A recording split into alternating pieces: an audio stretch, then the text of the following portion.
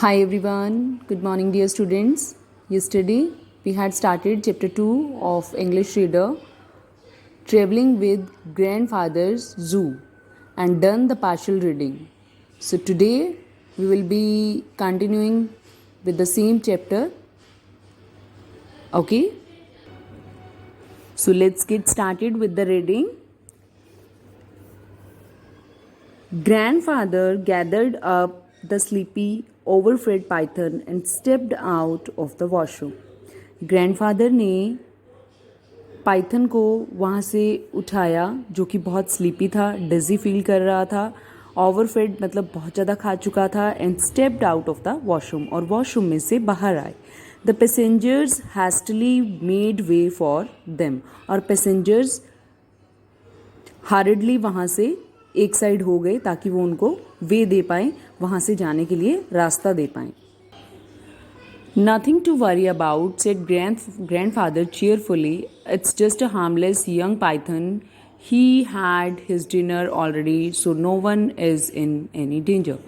So grandfather सबको कहते हैं कि आपको किसी को भी टेंशन लेने की ज़रूरत नहीं है.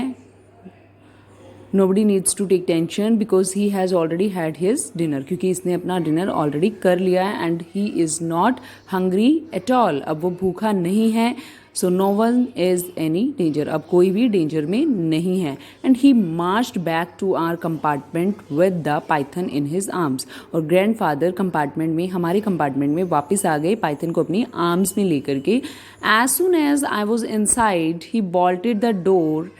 जैसे ही मैं अंदर आया उन्होंने डोर को बोल्ट मीन्स कुंडी लगा देना.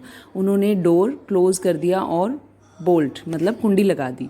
Grand mother was sitting up on her berth. Grandmother जो थी वो अपने बर्थ पे बैठी हुई थी. I knew you had do something foolish behind my back.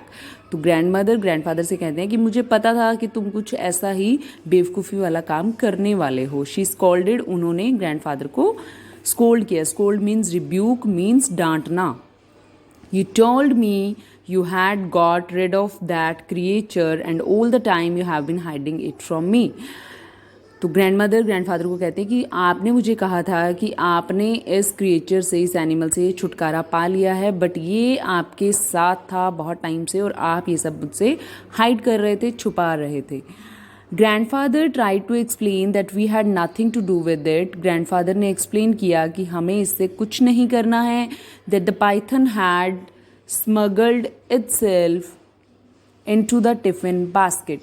तो ग्रैंडफादर ने कहा कि हम इसे यहाँ पे लेकर के नहीं आए हैं, ये सीक्रेटली उस टिफिन बास्केट में खुद ही बैठ करके यहाँ पे आ गया है. But grand mother was unconvinced. But जो ग्रैंड मदर थे वो unconvinced means not certain if something is true. मतलब कि उनको उनकी इस बात पे ट्रस्ट नहीं हो रहा था.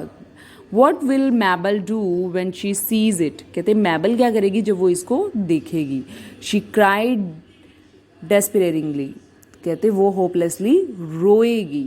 माई aunt Mabel was a school teacher in Lucknow. उन्होंने कहा कि मेरी आंट मैबल जो है वो लखनऊ में एक स्कूल टीचर हैं. She was going to share our new house and she was terrified of all reptiles particularly snakes. तो कहते कि उनको तो इन सब से बहुत डर लगता है और पर्टिकुलरली स्नेक्स से तो खास करके बहुत ही ज़्यादा उनको डर लगता है. We won't let her see it said grandfather. तो ग्रैंडफादर कहते कि हम इसको वहाँ पे बिल्कुल भी नहीं लेके जा सकते, वो हम उसको बिल्कुल भी इसे नहीं दिखा सकते हैं. Back it goes into the tiffin basket. तो वो उसको वापस उसी टिफिन बास्केट में डाल देते हैं. Early next morning the train steamed into Lucknow. Train Lucknow में पहुंच जाती है. Aunt Mabel was on the platform to receive us. Aunt Mabel वहाँ पे हमें प्लेटफॉर्म पे रिसीव करने के लिए भी आ जाती हैं. Grandfather let all the other passengers get off before he emerged from the compartment with Timothy on a chain.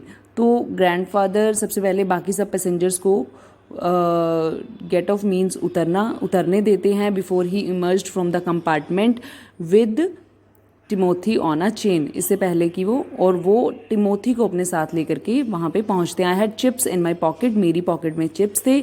Suitcase in both hands. और मेरे दोनों हैंड्स में सूटकेस थे.